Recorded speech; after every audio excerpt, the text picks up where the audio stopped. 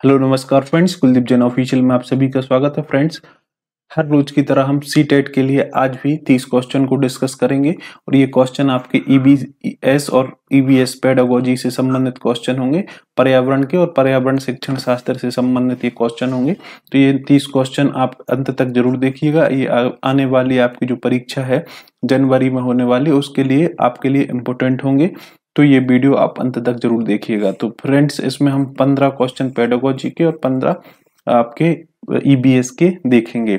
तो आइए आज की इस वीडियो को स्टार्ट करते हैं। हमारा पहला क्वेश्चन है, मच्छरों के प्रजनन को रोकने के लिए ठहरे हुए पानी के पृष्ठ पर केरोसिन डालने का परामर्श दिया जाता है।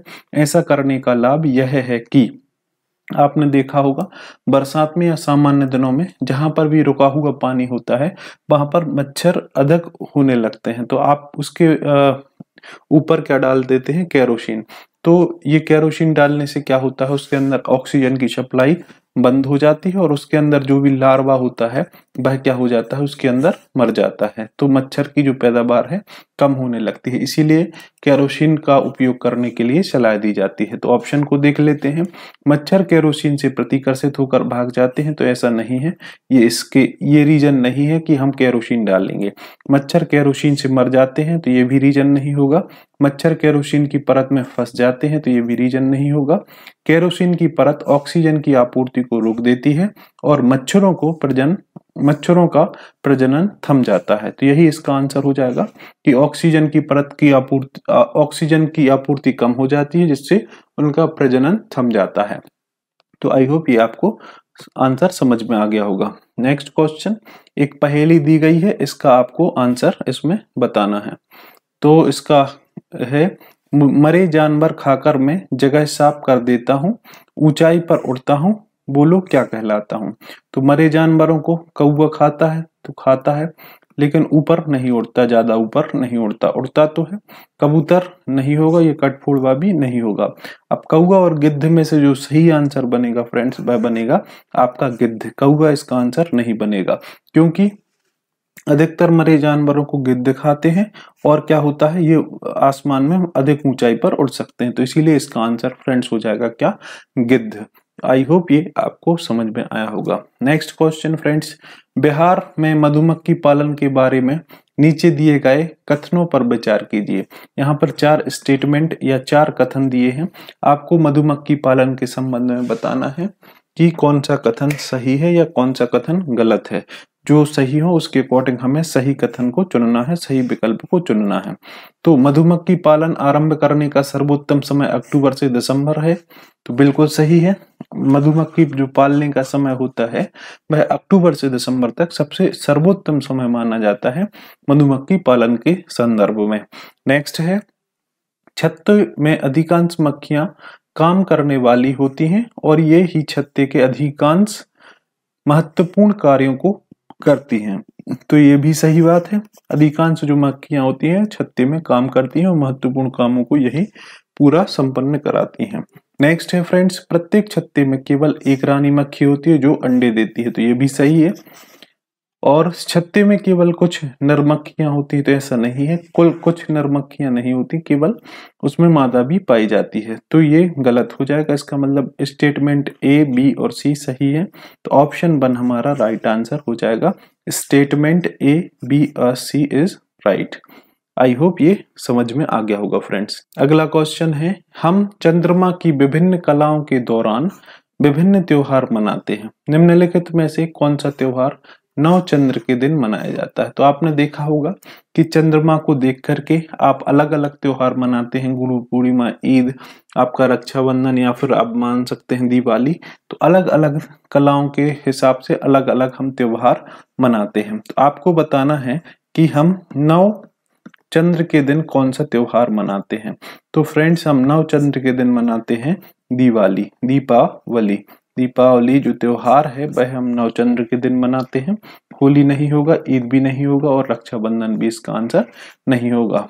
नेक्स्ट क्वेश्चन, निम्नलिखित में से भारत में पाए जाने वाले सभी विषधर सर्पों के संदर्भ में का चयन कीजिए। इनमें आपको बताना है, 4 आपको विकल्प दिए हैं, अलग अलग सांपों के ये समूह हैं। आपको बताना है कि जो विषधर हैं, जिनके अंदर जहर पाया जाता है, उन सांपों को यहाँ पे बताना है। तो इसका आंसर फ्रेंड्स हो जाएगा नाग, कुरैत, दुबोइया और अफाई। ये जो 4 नाग हैं, ये भारत में पाए जाने वाले ऐसे सर्प हैं जिनके अंदर जहर या विष पाया जाता है। तो ऑप्शन सी इसका या ऑप्शन 3 इसका क्या हो जाएगा, राइट आंसर हो जाएगा फ्रेंड्स। नेक्स्ट क्वेश्चन, खेजड़ी वृक्ष के बारे में निम्नलिखित कथनों पर विचार कीजिए।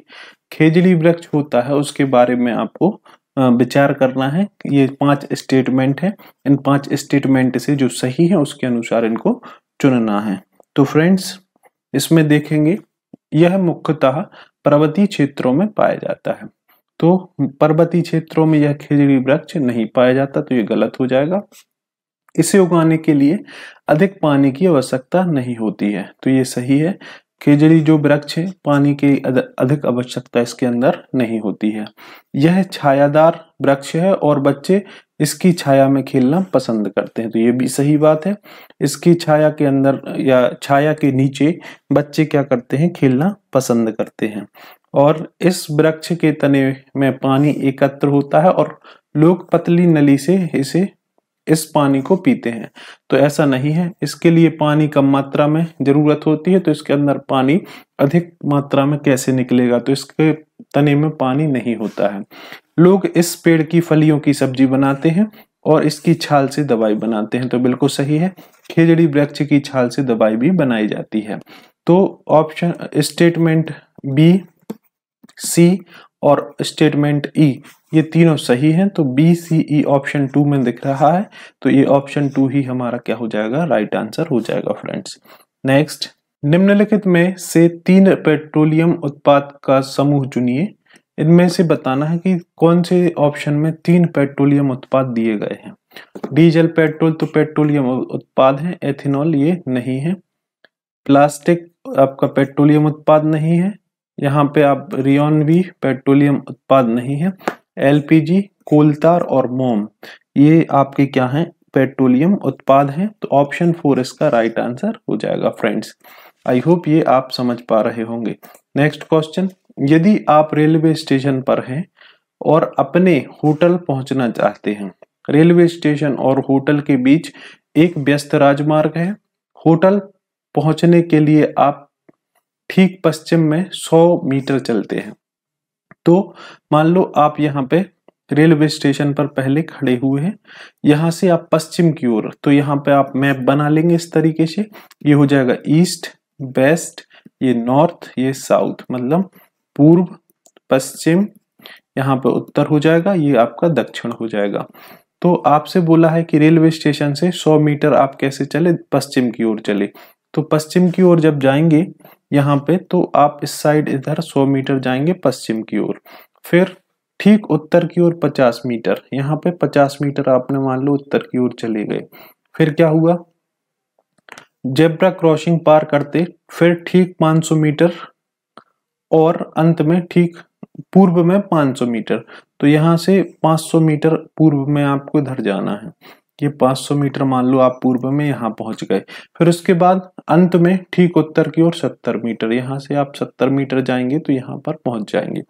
और यहाँ पे आपका होटल आ गया। ये होटल के सापेक्ष रेलवे स्टेशन की दिशा क्या होगी, तो ये होटल है, ये आपका रेलवे स्टेशन है। तो आपको इस दिशा को बताना है ये कौन सी दिशा है। तो यहाँ पे आप देख सकते हैं पश्चिम दक्षिण, मतलब दक्षिण पश्चिम ये दिशा है, दक्षिण पश्चिम मतलब ऑप्शन 4 ये राइट आंसर हो जाएगा। ये क्वेश्चन आपकी रीजनिंग का है, ईबीएस में ये आपको दे दिया है, तो आई होप ये आप समझ पाए होंगे। तो डायरेक्शन का क्वेश्चन इजी क्वेश्चन है, ऐसे क्वेश्चन आपको बार बार मिलेंगे, लेकिन आप इनको इजीली सॉल्व कर सकते हैं फ्रेंड्स। नेक्स्ट क्वेश्चन को देखेंगे, एक पर्यावरण अध्ययन की अध्यापिका अपने विद्यार्थी को सुरक्षित पेयजल पीने के लिए कहती है, वह बात कर रही है। अगर एक अध्यापिका अपने जो विद्यार्थी हैं उनको सुरक्षित पेयजल पीने के लिए बात कर रही है, तो किस चीज की वह बात कर रही, ताजी पानी की नहीं, भूमिगत जल की नहीं, पीने के जल की नहीं, वह पेयजल की बात कर रही है। पीने के लिए जो योग्य है चाहे वह ताजा हो, भूमिगत हो या नल का पानी हो, कोई भी पानी हो वह पेयजल होना चाहिए, उसकी वह बात कर रही है। इसका मतलब ऑप्शन 3 इसका राइट आंसर हो जाएगा फ्रेंड्स। नेक्स्ट क्वेश्चन, निम्नलिखित में से किसी मलेरिया पर अपने कार्य के लिए दिसंबर 1902 में चिकित्सा के लिए नोबेल पुरस्कार प्राप्त हुआ था? तो रोनाल्ड रोस को ये पुरस्कार प्राप्त हुआ था 1902 में। नेक्स्ट क्वेश्चन, वाष्पन के कारण शीतलन की प्रक्रिया तब धीमी होती है जब वायु के बहने की चाल बढ़ती है, तो यह ऐसा नहीं है। जब वायु की चाल बढ़ती है तो ये तो गलत हो जाएगा। वायु की चाल घटती है और वायु में नमी की मात्रा कम होती है, तो कम नहीं, नमी की मात्रा बढ़नी चाहिए। मतलब वायु के बहने की चाल घटती है और वायु में नमी की मात्रा अधिक होती है, तब क्या होती है, शीतलन की प्रक्रिया कम हो जाती है। तो ऑप्शन 4 इसका बिल्कुल सही आंसर हो जाएगा फ्रेंड्स। नेक्स्ट क्वेश्चन, निम्नलिखित में से भारत के केंद्र शासित प्रदेशों के युगल को चुनिए। इनमें बताना है कि भारत के केंद्र शासित प्रदेश कौन कौन से हैं। तो गोवा तो आपका एक राज्य है, तो ये नहीं होगा। मिजोरम भी राज्य है, ये भी नहीं होगा। नागालैंड भी आपका एक राज्य है, तो ये भी नहीं होगा। दिल्ली और लक्षद्वीप ये दो आपके केंद्र शासित प्रदेश हैं, यूनियन टेरिटरी हैं, तो ऑप्शन 3 इसका राइट आंसर हो जाएगा। नेक्स्ट, चंद्र ग्रहण खालिस्तान के दिन होता है? बाल चंद्र के दिन, चौथाई चंद्र के दिन, पूर्णिमा के दिन या नव चंद्र के दिन? तो चंद्र ग्रहण होता है फ्रेंड्स पूर्णिमा के दिन, ऑप्शन 3 इसका बिल्कुल सही आंसर हो जाएगा।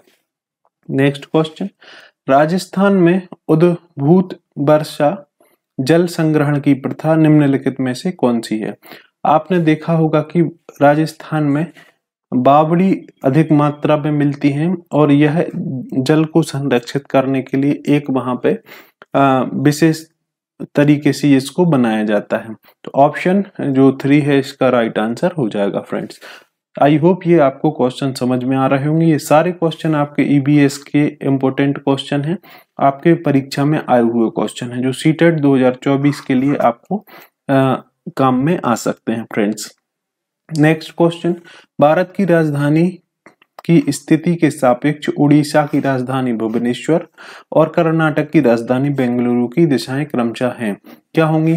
आपको यहाँ पे मान लो इस तरीके से एक मैप बना दिया इंडिया का, ये इंडिया का, सपोज ये भारत का ये मैप है ना।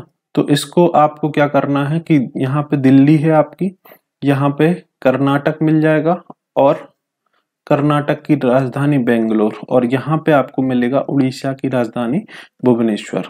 तो इनको आपको बताना है कि भारत की राजधानी के सापेक्ष उड़ीसा की राजधानी, तो यहाँ पे मिलेगी उड़ीसा की राजधानी जो होगी आपकी दक्षिण पूर्व, है ना, और आपको जो ये कर्नाटक की राजधानी बेंगलोर ये मिलेगी दक्षिण में। तो ये आंसर हो जाएगा दक्षिण पूर्व और दक्षिण, दक्षिण पूर्व और दक्षिण ऑप्शन 1 में मिलेगा। तो ये आपका ऑप्शन 1 सही आंसर हो जाएगा। अगर आपको मैप पर आपके राज्य की और राज्य के साथ साथ राजधानियों की कैपिटल की जो स्थिति है वह आपको पता है, तो आप ऐसे क्वेश्चन का आंसर आसानी से दे सकते हैं। इस तरीके का एक ना एक क्वेश्चन आपको हर बार पूछा जाता है, तो एक नंबर यहां से फिक्स हो जाएगा। नेक्स्ट क्वेश्चन, शाहमीर अपनी कक्षा के विद्यार्थी को संग्रहालय ले जाता है। भ्रमण के दौरान वे एक पुरानी पेंटिंग देखते हैं जिसमें एक किले का निर्माण दिखाया हुआ है। शाहमीर विद्यार्थी से यह देखने का आग्रह करता है कि उसमें कितने पुरुष और महिलाएं कार्य कर रहे हैं और वे किस प्रकार का काम कर रहे हैं। शाहमीर विद्यार्थियों में क्या विकसित करने का प्रयास कर रहा है। इससे पहले जो क्वेश्चन हमने देख रहे थे वह ईबीएस के हैं, अब ईबीएस की पेडागोजी के होंगे।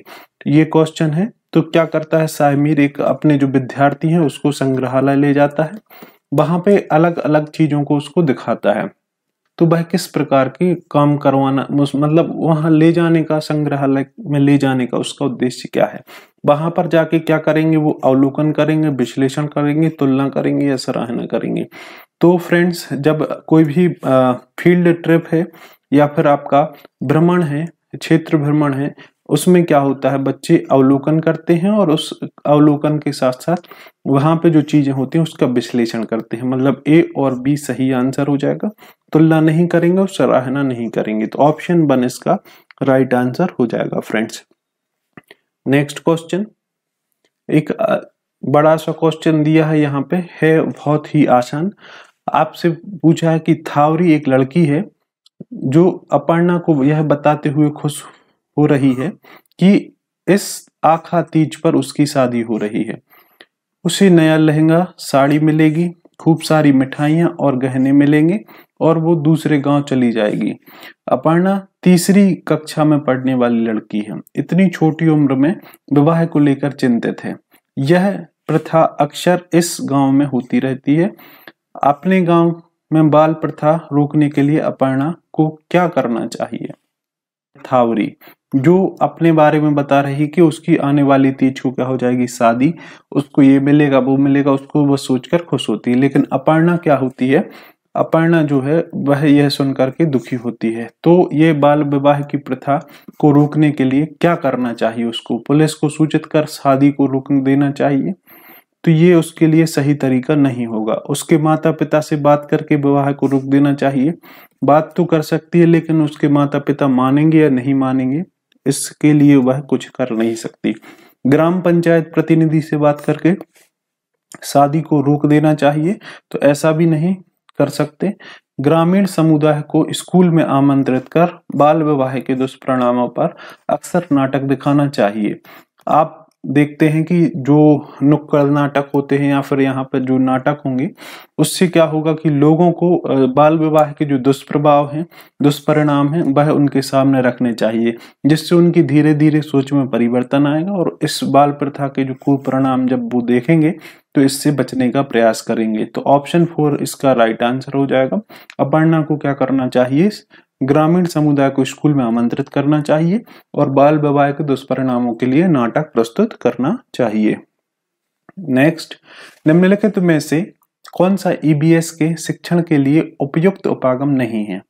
प्रयोग करना, व्याख्यान द्वारा शिक्षण, कथावाचन, निर्देशित अन्वेषण या विचार विमर्श। तो आपसे पूछा है उपयुक्त उपागम नहीं है, तो व्याख्यानों के द्वारा शिक्षण ये आपका क्या बोल सकते हैं, इससे आपका जो उपागम है अच्छे से नहीं हो पाएगा। व्याख्यान के द्वारा शिक्षण अच्छे से नहीं हो पाता। बाकी प्रयोग के द्वारा बच्चे उसको मौखिक उसका बखान करेंगे तो इससे सीख सकता है। अन्वेषण मतलब खोज के द्वारा बच्चे सीखेंगे और विचार विमर्श, है ना, तो इसके द्वारा सीखेंगे। तो ये आपके उपयुक्त का उपागम है। जो इसका उपयुक्त उपागम नहीं है वह है व्याख्यानों द्वारा शिक्षण करवाना। ऑप्शन बी इस क्वेश्चन का बिल्कुल सही आंसर हो जाएगा फ्रेंड्स। नेक्स्ट क्वेश्चन, एक विद्यार्थी को कक्षा में पढ़ाया गया कोई भी ईबीएस का विषय समझने में मुश्किल होती है तथा वह भावी आकलन के लिए उसे ग्रहण नहीं कर पाता। विषय को सीखने में आप उसकी मदद कैसे करेंगे? एक कोई विद्यार्थी है, कक्षा में जो भी पढ़ाया जाता है उसको कुछ भी ईबीएस के विषय में समझने में मुश्किल होती है, तो आप या भावी आकलन करने में उसे ग्रहण नहीं कर पाता। विषय को सीखने में आप उसकी मदद कैसे करेंगे? अधिगम के समय एक मिश्रित समूह, समकक्ष समूह बनाकर, तो ये आपका सहयोग अध्ययन को बढ़ाएगा, तो ये ऐसा कर सकते हैं। कार्यों को हिस्से में विभाजित करके तथा प्रत्येक हिस्से को अलग अलग सिखाकर, तो बिल्कुल सही है। जब कोई कार्य बड़ा होता है तो आप उसको हिस्से में बांट देंगे और एक एक हिस्सा उसको सिखा देंगे, तो वह आसानी से उसको सीख पाएगा। उस विद्यार्थी के लिए सभी पाठों के ब्रेल पाठ विकसित करवाएंगे, तो इससे क्या होगा, उसको वह दृष्टि बाधित थोड़ी है ना, दृष्टि बाधित थोड़ी है, वह नॉर्मल बच्चा है लेकिन उसको समझने में मदद हो रही, कठिनाई हो रही, तो ब्रेल तो दृष्टि बाधित के लिए होता है। ऐसे ही श्रव्य पाठ विकसित करवाएंगे, तो इससे क्या होगा, यह आपके जिनको कम सुनाई जिनको दिखाई कम देता है उनके लिए श्रव्य पाठ या फिर दृष्टि बाधिकों के लिए श्रव्य पाठ क्या होता है, लाभकारी होता है। तो उसके लिए यह भी गलत हो जाएगा, मतलब ए और बी सही हो जाएंगे। ऑप्शन 1 इसका राइट आंसर बोल सकते हैं। नेक्स्ट, निम्नलिखित में से कौन सा पर्यावरण अध्ययन शिक्षण का सर्वाधिक महत्वपूर्ण उद्देश्य है? पर्यावरण शिक्षण का सबसे महत्वपूर्ण उद्देश्य क्या हो जाएगा? अवधारणात्मक ज्ञान का विकास करना, प्रक्रियागत ज्ञान का विकास करना, उच्च स्तरीय चिंतन कौशलों को विकसित करना या अवधारणात्मक समझ का विकास करना। तो पर्यावरण अध्ययन का या शिक्षण का जो महत्वपूर्ण उद्देश्य होता है, उच्च स्तरीय चिंतन कौशलों को विकास करना, विकसित करना। ये इसका आंसर हो जाएगा ऑप्शन 3। ऑप्शन 3 इस क्वेश्चन का बिल्कुल सही आंसर हो जाएगा फ्रेंड्स। नेक्स्ट क्वेश्चन, ईबीएस अधिगम के अधिगम सूचकों संकेतों को निम्नलिखित में से कौन सा निरूपित करता है?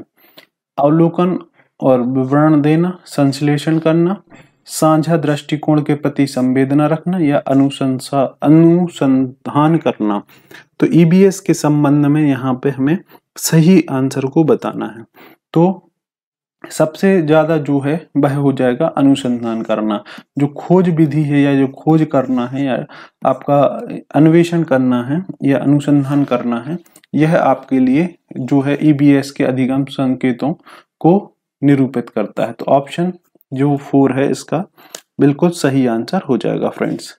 नेक्स्ट क्वेश्चन, किस राष्ट्रीय पाठ्यचर्या की रूपरेखा ने यह सिफारिश की थी कि पहले 2 वर्ष अर्थात कक्षा 1 और 2 में पर्यावरण अध्ययन की प्रकृति एवं सामाजिक वातावरण दोनों सम्मिलित होंगे, जबकि कक्षा 3 और 5 में सामाजिक अध्ययन और सामान्य विज्ञान भाग 1 और भाग 2 पृथक पृथक भाग होंगे। तो ये कौन से एनसीएफ में बताया गया था? एनसीएफ 2000, एनसीएफ 1988, एनसीएफ 1975 या एनसीएफ 2005। तो फ्रेंड्स जो एनसीएफ है 1975, इसमें ऐसा बोला गया था। एनसीएफ 1975 में क्या बोला गया था कि ये पृथक पृथक भाग होंगे। तो नेक्स्ट क्वेश्चन, जैसे ही इंटरवल की घंटी बजती है, बच्चे परोसे जाने वाले मध्याह्न भोजन के बारे में सोचकर खुश हो जाते हैं और मुंह में पानी आ जाता है। यह सीखने के निम्नलिखित प्रकारों में से किस प्रकार का उदाहरण है? तो आपने एक जो क्या बोलते हैं, एक प्रयोग पढ़ा होगा जिसमें हमने पढ़ा था शास्त्रीय अनुबंधन का सिद्धांत। इस सिद्धांत में क्या करते हैं, पावलोव अपने कुत्ते पर एक प्रयोग करते हैं, घंटी बजाते हैं और उसके लिए खाना डालते हैं। उसी से संबंधित ये जो है शास्त्रीय अनुबंधन का सिद्धांत जो है, इससे यह रिलेटेड है। यह जो अनुबंधन का उदाहरण है जो यह इसमें दिखाई देता है। नेक्स्ट क्वेश्चन, पर्यावरण अध्ययन कक्षा 5वीं के पाठ कैसे पहचाना चींटी ने दोस्त को में यह बताया गया कि पक्षी अलग अलग चेतावनी आवाजें निकालते हैं और निम्नलिखित में से पढ़ाने हेतु सर्वाधिक उपयुक्त विधि कौन सी होगी? तो चींटी एक पाठ है कक्षा 5 में, कैसे पहचाना चींटी ने दोस्त को। तो इसको समझाने के लिए आप बच्चों को किस तरीके से समझाएंगे कि पक्षी या फिर जो कीट हैं वह अलग अलग चीजें, अलग अलग क्रियाएं करते हैं पहचानने के लिए। उसी में एक है कि पक्षी अलग अलग चेतावनी आवाजें निकालते हैं। तो ये आपको समझाने के लिए आप क्या करेंगे? शिक्षकों द्वारा विभिन्न आवाजों की नकल किया जाना चाहिए, विद्यार्थी द्वारा विभिन्न आवाजों की नकल किया जाना, विद्यार्थी से रिकॉर्ड की गई आवाजों को पहचानने के लिए कहना, या विद्यार्थियों को भ्रमण पर ले जाना और पक्षियों की आवाजें सुनने को कहना। तो जो सबसे प्रभावी होगा वह होगा आपका ऑप्शन 4। ये सब प्रभावी होंगे लेकिन ऑप्शन 4 इसमें बेस्ट होगा, क्योंकि इसमें क्या होगा, बच्चे खुद एक्टिव रहकर, खुद इन्वॉल्व रहकर पक्षियों की आवाज सुनेंगे और उनमें अंतर कर पाएंगे। तो ऑप्शन 4 इसका बिल्कुल सही आंसर हो जाएगा। अगला क्वेश्चन, स्कूल आधारित आकलन के संबंध में निम्नलिखित में से कौन से कथन सत्य हैं या है? यह शिक्षार्थी केंद्रित है, यह शिक्षक केंद्रित है, यह प्रकृति में नैदानिक है और इसका फोकस उपलब्धि के मूल्यांकन पर है। तो इसका आंसर क्या होगा? जो है स्कूल आधारित आकलन। स्कूल आधारित आकलन में यह शिक्षार्थी केंद्रित हो जाएगा, शिक्षक केंद्रित नहीं होगा, प्रकृति में नैदानिक भी नहीं होगा, इसका फोकस उपलब्धि के मूल्यांकन पर है। तो ए और डी इसका बिल्कुल सही आंसर हो जाएगा फ्रेंड्स। ए और डी, ऑप्शन 1 इसका बिल्कुल सही आंसर हो जाएगा। नेक्स्ट क्वेश्चन, निम्नलिखित में से कौन सा इकाई योजना के लिए प्रयोज्य है? किसी ऐसी विषय वस्तु के लिए योजना बनाना जो समग्र रूप से संबंध हो सकता है। 10 से अधिक पाठ के लिए योजना बनाना, तो इसमें क्या होगा, अगर आप उसमें जो विषय वस्तु पढ़ानी है बच्चों को वो नहीं देंगे तो 10 बना लो या 100 बना लो, उसका कोई महत्व नहीं रहेगा। इसमें प्रत्येक पाठ्य योजना के लिए विस्तृत अधिगम से क्या होगा, कुछ भी नहीं होगा, बच्चे डरने और लगेंगे कि ये इतना सारा पढ़ना पड़ेगा। नेक्स्ट है, यह एक शैक्षिक सत्र के लिए शिक्षम अधिगम के लिए योजना बनाना, तो ये भी गलत हो जाएगा। किसी ऐसी विषय वस्तु के लिए योजना बनाना जो समग्र रूप से संबद्ध हो, एक दूसरे से कोरिलेटिव हो। ऑप्शन 1 इसका राइट आंसर हो जाएगा। नेक्स्ट, निम्नलिखित में से कौन सा प्राथमिक स्तर पर पर्यावरण शिक्षा का एक अभिन्न घटक है? बच्चों का वातावरण, पाठ्य पुस्तकें, भाषिकी योग्यता और शिक्षक। तो प्राथमिक स्तर पर पूछा है तो प्राथमिक स्तर पर तो उसके माता पिता होते हैं या फिर उसके आसपास का जो वातावरण है वह पर्यावरण शिक्षा के लिए अभिन्न अंग होगी। तो शिक्षक नहीं होंगे, पाठ्य पुस्तक भी नहीं होंगे और भाषा योग्यता भी नहीं होगी। बच्चों का जो वातावरण है यह उसके लिए क्या होगा, एक अभिन्न अंग के रूप में कार्य करेगा। नेक्स्ट, एनसीएफ 2005 के अनुसार प्राथमिक स्तर पर ईबीएस के शिक्षण के उद्देश्य हैं पर्यावरण विषयों के संबंध में जानकारी को विकसित करना, तो बिल्कुल सही है। ईबीएस का उद्देश्य है कि पर्यावरण संबंधी जानकारी बच्चों के अंदर हो। बच्चों की जिज्ञासा, सृजनात्मकता को पोषित करना, विशेष रूप से प्राकृतिक वातावरण के विषय में, तो बिल्कुल सही है। बच्चे पर्यावरण के विषय में जागरूक हों, सृजनात्मक हों, तो ये जानकारी उनके अंदर पोषित करना, ये उद्देश्य है किसका, एनसीएफ 2005 का। नेक्स्ट, बच्चों की अधिगम क्षमताओं को विशेषकर एक मूर्त अधिगम अनुभव द्वारा बढ़ाना, तो बिल्कुल सही है। हम फील्ड ट्रिप या फिर जो क्षेत्र भ्रमण है उसके दौरान हम क्या करते हैं, बच्चों को जो मूर्त अधिगम करवाते हैं या अनुभव करवाते हैं, तो यह भी इसकी विशेषता है। विद्यार्थी को एक रेखीय अभिज्ञता देना, तो ये गलत हो जाएगा। कथन 1, 2 और 3 ABC सही हो जाएंगे, मतलब ऑप्शन 1 इसका बिल्कुल सही आंसर हो जाएगा। नेक्स्ट क्वेश्चन, निम्नलिखित में से कौन सा परिचर्चा प्रणाली का गुणधर्म है? विद्यार्थियों को वर्गीकृत करना, विद्यार्थियों के लेखन कौशल को बेहतर करना, विद्यार्थियों के विचारों के आदान प्रदान को सम्मिलित करना, या विद्यार्थियों में आत्मविश्वास बढ़ाना। तो परिचर्चा प्रणाली से क्या होगा, बच्चे एक दूसरे से बातचीत करेंगे एक दूसरे से, तो उनका वर्गीकृत हो जाएंगे विद्यार्थी, ऐसा नहीं है। लेखन कौशल बढ़ जाएगा उनका, अगर बातचीत करेंगे तो लेखन कौशल पर प्रभाव नहीं पड़ेगा। सहपाठियों के साथ विचार का आदान प्रदान, तो ये हो जाएगा। विद्यार्थियों में आत्मविश्वास बढ़ेगा, तो ये भी होगा। तो ऑप्शन सी इसका राइट आंसर होगा। सी और डी स्टेटमेंट सही हो जाएंगे, ऑप्शन 3 राइट आंसर हो जाएगा फ्रेंड्स। नेक्स्ट क्वेश्चन, निम्नलिखित में से कौन सा ईबीएस कक्षा के संबंध थीम के लिए उपयुक्त होगा? रोल प्ले, व्याख्यान प्रणाली, प्रयोग या प्रदर्शन। तो ईबीएस में संबंध थीम के लिए जो सबसे उपयुक्त होगा वह होगा रोल प्ले। रोल प्ले सबसे इफेक्टिव मेथड होगी आपके ईबीएस में इस थीम को बताने के लिए। तो आई होप फ्रेंड्स जो ईबीएस के हमने 30 क्वेश्चन को डिस्कस किया ये आपको पसंद आए हैं, आए होंगे। अगर वीडियो पसंद आती है तो वीडियो को लाइक कीजिएगा, दूसरों के साथ शेयर कीजिएगा, और यदि आप मेरे चैनल पर नए हैं तो चैनल को सब्सक्राइब करके बेल आइकन को प्रेस कर लीजिएगा। आगामी वीडियो की नोटिफिकेशन आपको पहुंच जाएगी फ्रेंड्स। और साथ ही साथ कमेंट बॉक्स में लिखिएगा कि आपको किस सब्जेक्ट की वीडियो चाहिए है और कौन से सब्जेक्ट में आपको परेशानी हो रही है, या फिर इन वीडियो में, इन कंटेंट में किस चीज को सुधार सकते हैं।